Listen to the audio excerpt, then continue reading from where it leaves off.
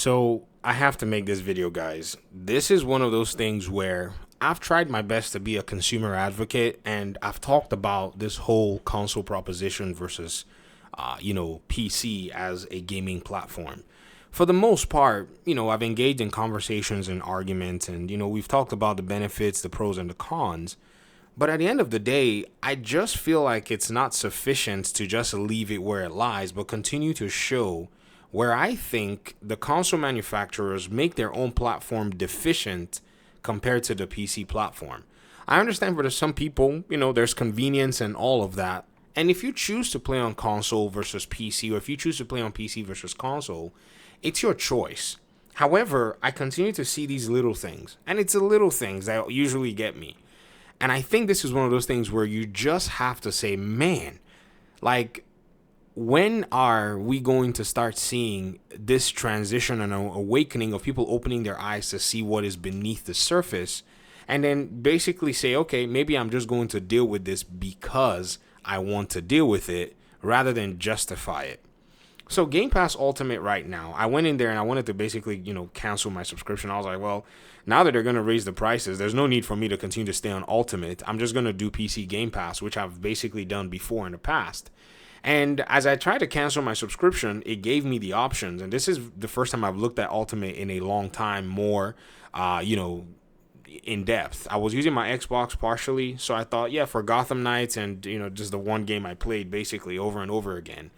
But now looking at the benefits of Game Pass Ultimate and Game Pass PC and Game Pass for console, I can't help but think why the PC Game Pass has more benefits than the Xbox Game Pass for console, which they're going to be adjusting the tiers. But at the end of the day, it seems to me that the console multiplayer side here, if you look at Game Pass Ultimate versus Game Pass PC, that already kind of tells you a story. Ultimate allows for you to be able to do everything on, PC and cloud and all that stuff. But the online console multiplayer here, to me, does not warrant this price difference here. And I've always not been a fan of this pay to play online. It's a very interesting thing for me to have to deal with that. I will buy a game, and then after buying the game, I'll play the game on a console that I bought from you, and then I'll pay for my internet subscription every month from an internet service provider, and then pay for the privilege to play a game that I bought on an internet connection that I already paid for. It's a very stupid, useless proposition. It may be $3 and it may not bother a lot of you, but it bothers me.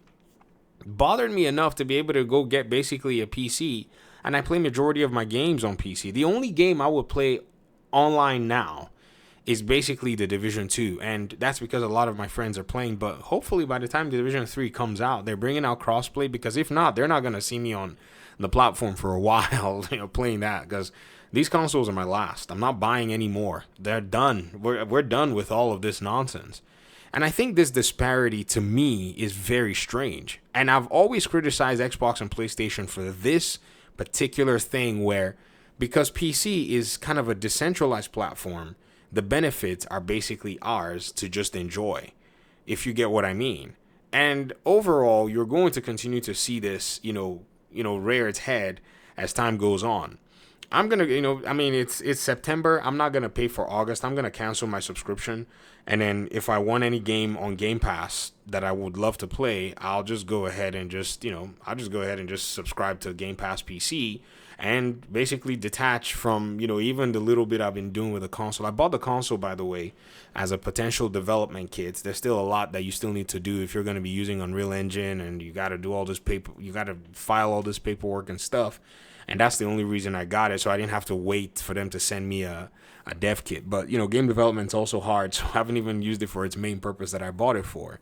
And it's just not necessary at the end of the day. Now, for you who may be thinking the cost of getting a gaming PC or whatever it is so high and all that stuff, that's a myth. You have to, first of all, if you truly want to actually move, this way or even explore, you have to put away your preconceived notions and your myths aside, because they're myths. They've been shared online. People have said things that you've probably read or you've been exposed to, or you've seen somebody go build a 4090 build and spend $2,000-$3,000, and then you tell yourself that that's what you need. Or you've seen somebody say, oh, well, a PC, at this price point cannot match the PS5, when in reality, you don't need a PC that matches the PS5. That's, way too much hardware than the PS5 games and the Xbox games are actually demanding. If you understand what I mean. If you go look at Steam or Epic Games, or look at anywhere that there are PlayStation games and look at the PC requirements, you're going to be surprised to find out that a lot of these games do not require hardware that's even as powerful as a PS5 or Series X to play them, even at their recommended specs in most cases. It's wild, the way you actually basically see, this disparity as well. So I think the conversation needs to continue to be had. Sometimes I want to basically stop because, you're dealing with a lot of, pushback and all. But then something like this takes place. And, man, you just can't help but say, man, come on, man. We got to think differently about this stuff. Like, we all just cannot allow for these corpos to just basically keep, taking people for what it is that they have, especially now that, the economy has changed and people are basically waking up to a lot of the differences in terms of, how they spend their money and how finances are. And I'm going to continue on this topic. At first, I think I was thinking, maybe it's not worth it. But, man, it is absolutely worth it.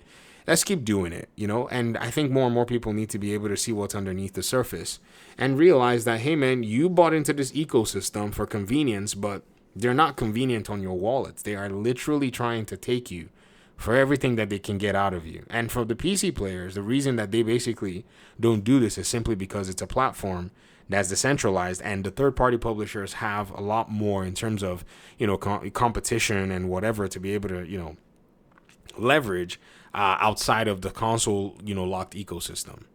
I'll talk about this in a different video. Thanks so much for watching. Appreciate you guys' time and audience. Hopefully we'll talk pretty soon in another one. Peace out.